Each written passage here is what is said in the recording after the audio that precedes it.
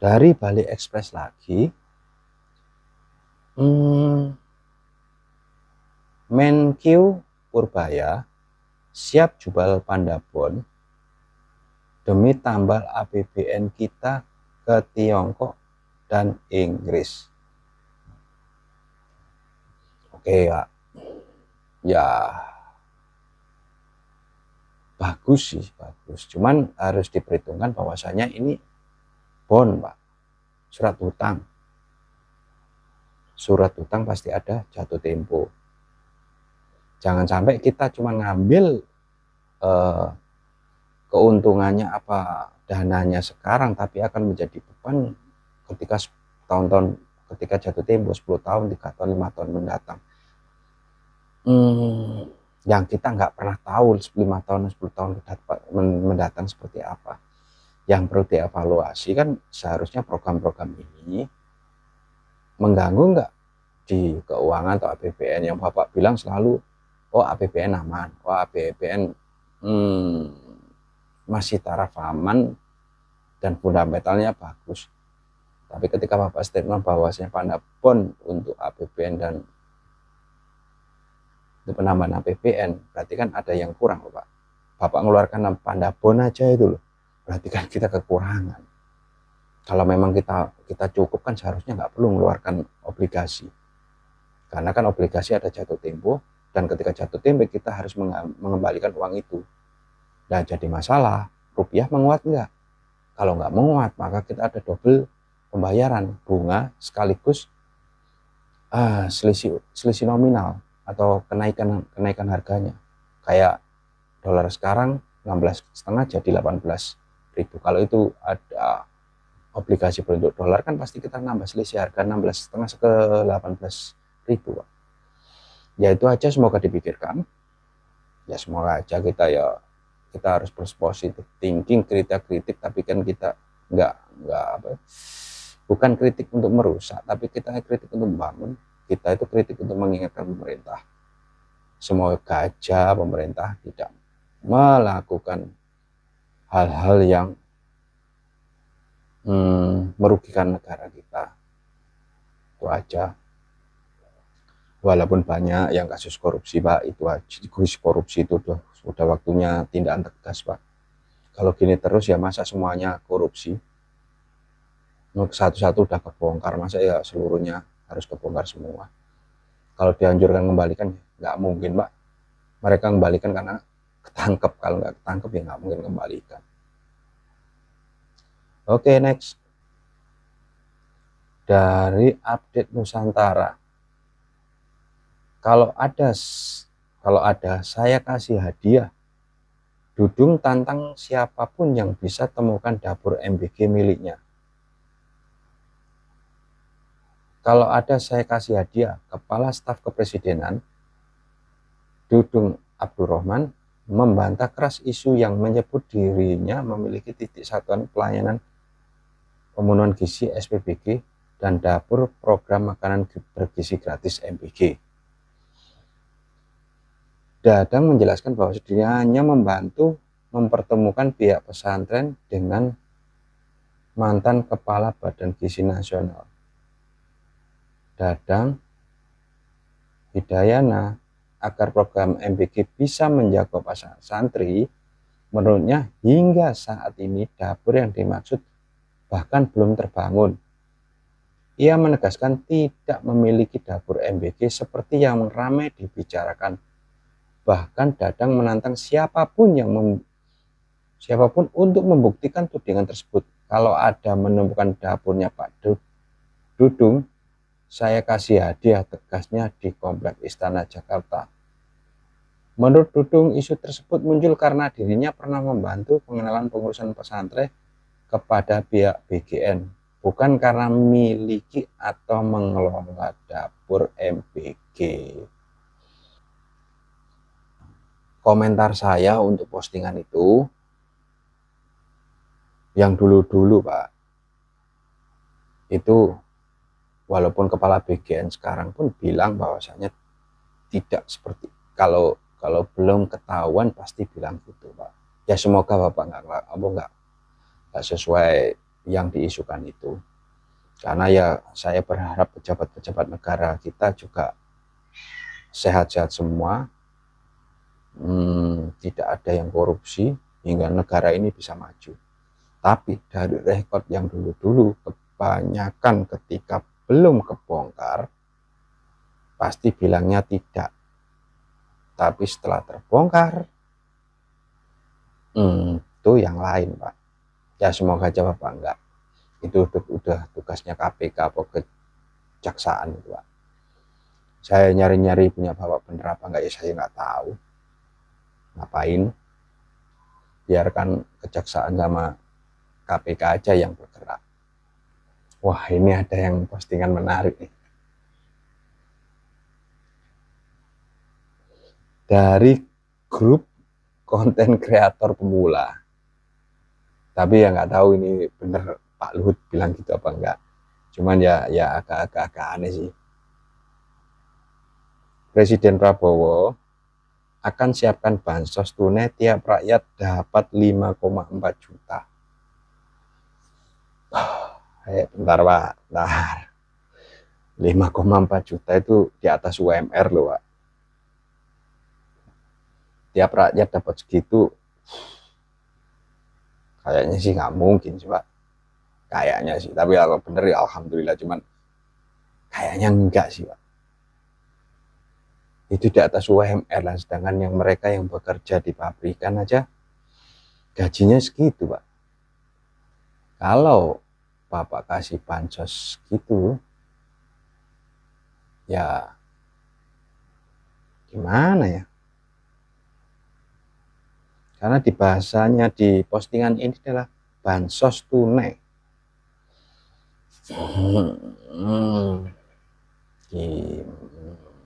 Ya secara ekonomi masyarakat akan berkembang, perputaran uang, perputaran ekonomi akan cepat. Cuman dari track record yang lalu-lalu, ketika itu bansos 300.000 aja banyak yang bocor, apalagi 5,4 juta. Programnya bagus-bagus Pak, saya setuju dengan itu. Cuman ketika pelaksanaannya, kalau bocor, itu yang jadi masalah. Kenapa nggak fokus di bocornya aja Pak? Fokus di bocornya, yang koruptor tangkap semua, tegas kepada koruptor. Kalau gini program apapun pasti ujung-ujungnya korupsi. Kalau korupsi anggarannya membengkak Pak. Ya masalah yang berlalu-lalu ya seperti itu Pak. Mau gimana? Ya kalau bisa sih program bagus, penanganannya, prosesnya juga bagus, pengawalannya juga bagus, akhirnya Pak, jalannya enak semua Pak. Kalau gini kan ya, kalau saya sih takut rawan bocornya Pak. 5.400.000 isu ke masyarakat itu tinggal 400 doang, 5 jutanya nggak tahu kemana.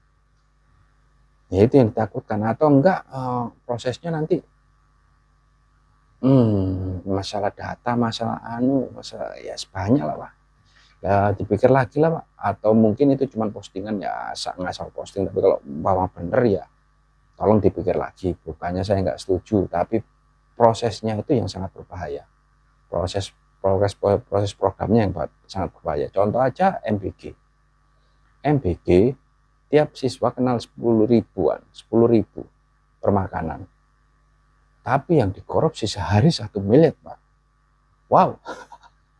Terus gimana? Kalau program-program gitu akhirnya bocor-bocor terus, yang uang bantuan tunai pun yang Bapak sarankan 5,4 juta, apa nggak bocor lagi? Apakah nggak lebih besar bocornya Pak? Ya fokus di situ aja lah Pak. Kalau satu berhasil baru yang lainnya berhasil, itu aja. Next video lah.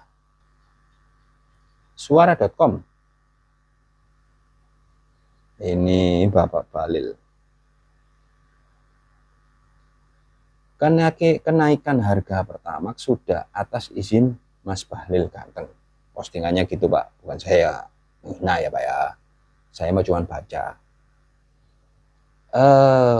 Pertamina menegaskan kenaikan harga BBM, bahan bakar minyak, Pertamax dan Pertamax Green telah berkoordinasi dengan pemerintah. Bla bla bla bla, udah tahu. Cuman sebenarnya sih ya cuman kata-kata. Aneh sih, emang persetujuan Pak Halil karena ESDM.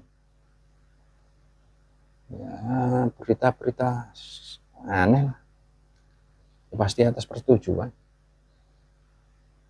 Dan itu wajar sih naik. Karena kontraknya habis kalau nggak salah Juni-Juli ini. Berarti ketika harganya naik ya wajar. Ini dari kompas.com. Minyak kita Rp 15.700 dan LPG 3 kg 16.000 itu gambaran harga di Kopdes Merah Putih. Ya semoga sih kalau bener ya bagus, tapi kan selama ini kan gas kan LPG nggak segitu Pak, di pasaran kan di atas 20.000 semua. Kalau bisa 16.000 ya bagus. Nggak ada komen, situ aja. Dari Jokowi garis miring Prabowo. Prabowo klaim dirinya presiden paling gagah, menteri minta 5 triliun, dia kasih 10 triliun. No comment. Karena juga aneh, karena ini postingannya juga nggak bisa di ya gitu lah. Oh tapi banyak ya. Ada beberapa yang menyampaikan bahwasanya Pak Prabowo menteri minta 5 triliun, saya kasih 10 triliun. Gimana Pak ya? Bukan masalah nominalnya Pak. Kan jadinya aneh, Bapak menteri minta 5 triliun, Bapak kasih 10 triliun. Kalau uang pribadi Pak, itu nggak apa-apa. Tapi kan itu uang rakyat. Kan yang jadi pertanyaan kan penggunaannya buat apa? Kalau dia cukup dengan 5 triliun, Bapak lebih 10 triliun. Ya buat apa Pak? Kan menambah beban negara. Beda kalau menteri minta 5 triliun, saya tambahi 5 triliun lagi jadi 10 triliun dari uang pribadi saya. Itu beda Pak. Konsepnya beda. Tapi kalau dari APBN ya sama aja Pak. Uang-uang rakyat. Kalau bisa malah diiritkan, semakin irit apa suatu kementerian malah bagus. Produktivitasnya tinggi, anggarannya kecil. Wah keren itu Pak. Dan selama ini belum ada. Semuanya pasti pembengkakan dan ujung-ujungnya ketangkep KPK, kejaksaan. Kocak deh. Kita ke Instagram dulu. Instagram biasanya agak ramai beritanya. Kalau di Facebook monoton itu aja lah. Dari saham trik. Kenapa harga saham bisa naik terus? Bukan karena perusahaannya bagus, tapi karena wow, titik. Itu kata-kata kalau bukan pemain saham itu dimakan. Tapi kalau untuk yang tahu, ya gimana ya? Ya lucu. Saham itu digerakkan oleh market, berarti harga turun atau naiknya saham itu bukan berarti implementasi atau kondisi perusahaan ini seperti itu. Enggak. Perusahaan walaupun sahamnya turun, perusahaan baik-baik aja, malah ada yang bagi dividen, masih bisa bagi dividen. Itu market, sangat tergantung market. Kayak kemarin yang kasus yang kemarin itu yang dicurigai dari Singapura waktu sell Indonesia, itu efeknya besar banget ke saham. Apakah perusahaannya rugi atau apa? Enggak, perusahaannya baik-baik saja, cuman karena beritanya dari luar yang tidak tahu tujuannya apa hingga meluncurkan kata-kata sell Indonesia itu parah sih itu. Terus terang ada agenda apa saya nggak tahu, kelihatannya sih jatuhkan Indonesia agar dia ada kepentingan lah, nggak tahu, kelihatannya sih ada kepentingan di Indonesia nggak tahu apa itu. Cuman ya agak merugikan Indonesia, agak merugikan banget Indonesia, hingga mempengaruhi pasar saham. Ya gitu, itulah permainan orang-orang atas, ahli-ahli, ya seperti Soros lah kalau dulu, kalau yang tahu ya polanya seperti itu. Ini yang agak menarik sih. Negara makelar yang berhasil menguasai pasar global tanpa sejengkal pun lahan pertanian, kok bisa negara ini jadi raksasa ekspor dunia? Tahu dong negara mana yang lagi rame? Sel Singapura. Kok bisa dia bisa jadi negara ekspor? Karena semua perdagangan melewati situ. Kalau kita tetap bermainnya adalah bahan mentah yang kondisinya seperti itu, ya kita harus maklum, mau nggak mau.